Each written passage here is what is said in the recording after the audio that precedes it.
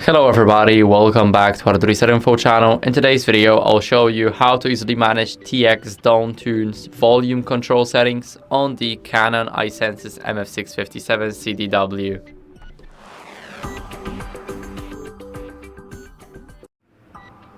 So first, what we want to do is we want to go over to the site, the remote UI made by Canon. We need to select System Manager mode because in the general settings we won't have that many options. And now we need to enter our remote UI access pin, which is, for me, it's 1234, but it may be different to you if you changed it. And you guys can also set up a new pin if you forgot yours. So let's just click login. Here, let's go to settings and registration.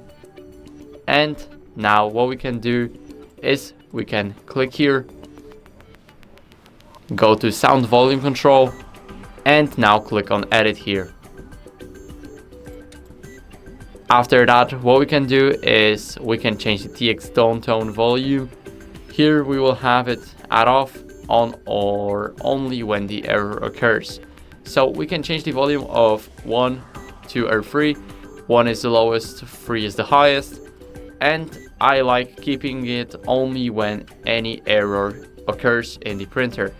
And I also keep it at 2 instead of 1, so I know that it's a bit louder. And I'll just click OK, and as you guys can see now, those settings will be saved. So here we have our saved setting. I hope this video helped you. If it did, then leave a like, sub and a comment, and I'll see you in the next one.